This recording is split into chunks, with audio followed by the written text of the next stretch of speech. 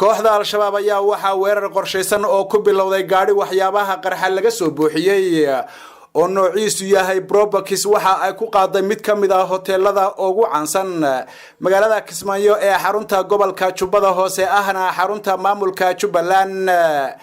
saacada bariga Afrika ayaa waxa ay ku beegneed markii weerarkaasi qorshaysan uu dhacayay qiyaasta 6 iyo qadar 20 daqiiqo ah waxaana kadib markii gaarigu uu qarxay gudaha u galay hoteelkii cascasay oo haatan loo yaqaan Madiina Hotel koox rag ah oo hubaysan kuwaasi oo ilaa iyo haatan sida warka aanu ku helayno ka dhex dagaalamaya gudaha hoteelka cascasay ama Madiina ilaa iyo haatan khasaaraha ka dhashay weerarkaasi ayaan la xaqiijin karin balse tirada dhimashada ayaa marka ka dambaysa sii taraysa waxaana jirta cabsi laga qabo in tiradu ay gaadho heer aan haatan la saadaalin karin qaybaha kala duwan ee ciidamada ammaanka Jubbaland oo dadaal xoog leh oo ugu jira sidii ay u soo afjari lahaayeen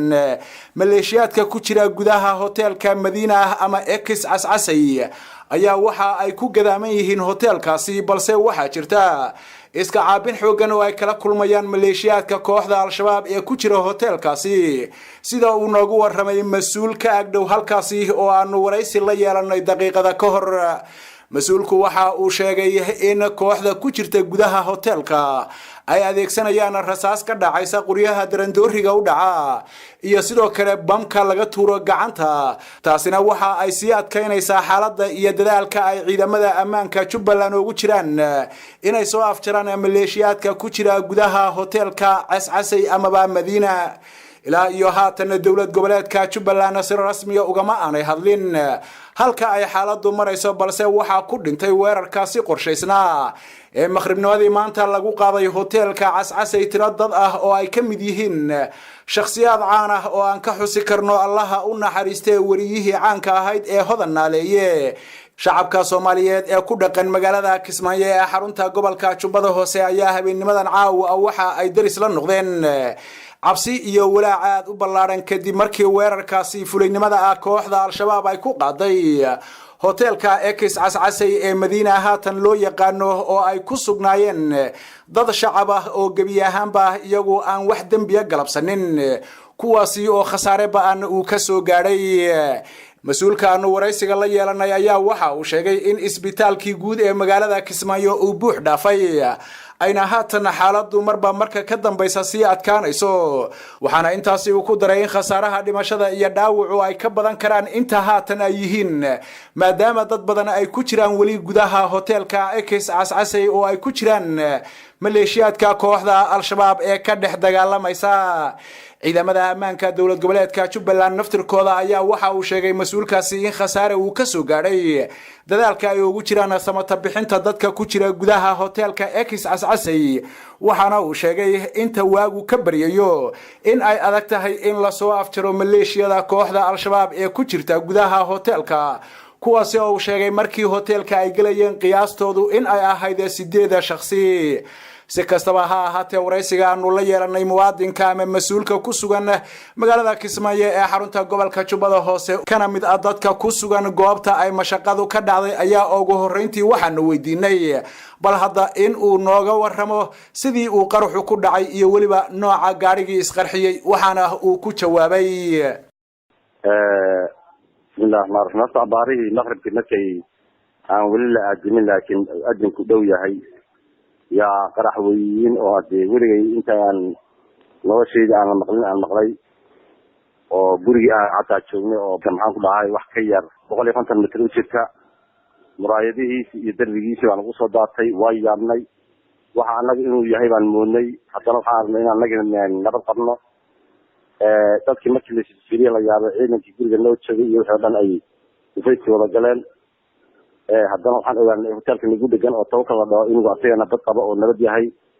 markii la dadkii soo yaacay baan lagu yiri hotel liyaado hotel cascasay oo hadda loo bixiyo hotel Madiina qaraxa ka dhacay qaraxii haddana waxa xigay isla markiiba rasaas aad u fara badan oo tahayso national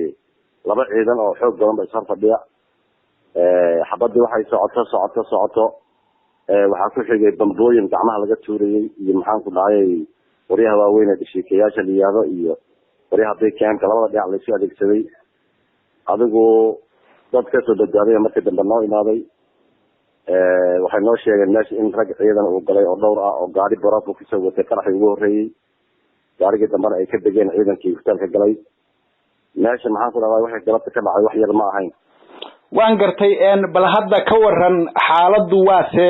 xilligan oo abaaraha 5 iyo barkii ah waase xaaladda magaalada Kismaayo goobtiisa maxaa ka socda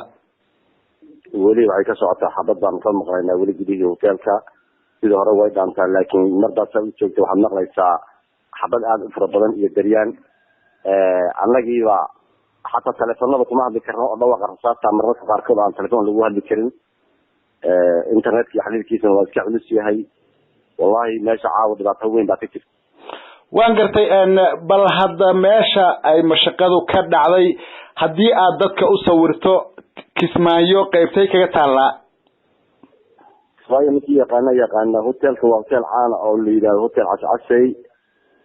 wuxuu kala u yaala labada laami dhexdooda ku yaala ama shirkadii la dhihi jiray Hormuud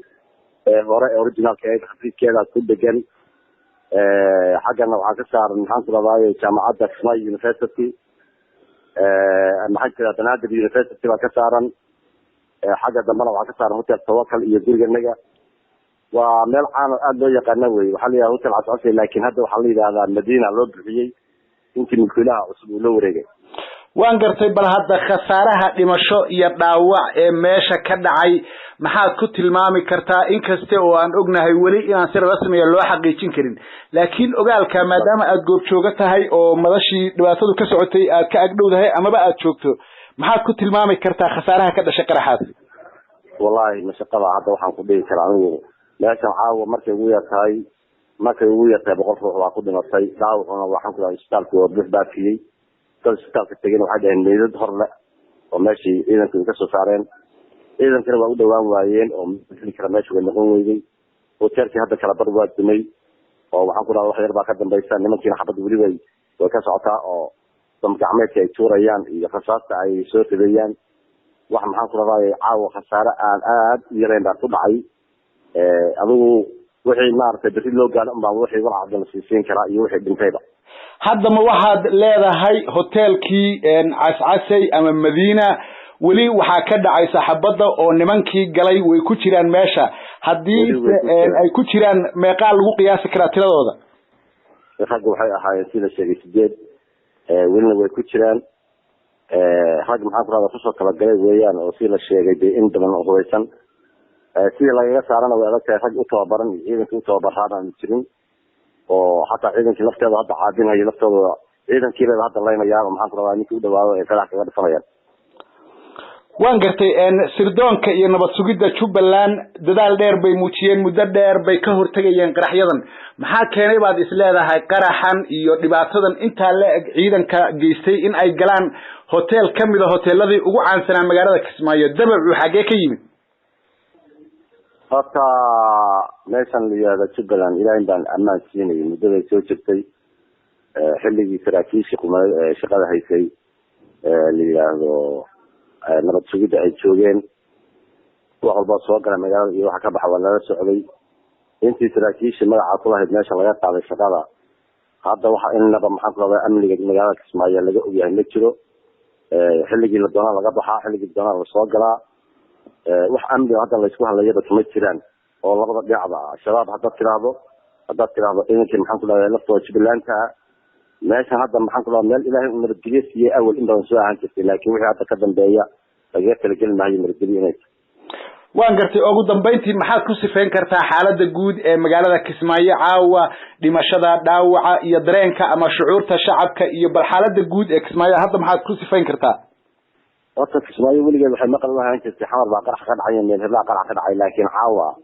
waa wax maxaan ku leeyahay dadkii iyo adduunkii oo dhan baa soo dhawaaqayo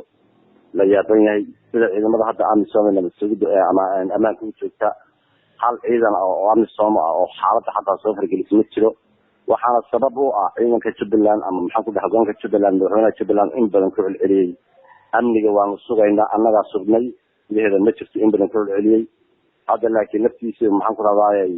waxaan muddo ma artay inuusan wax u arag baasag maadaama oo xilli darasho lagu jiro oo uu isleeyahay ma artay meeshan waad ka tagtay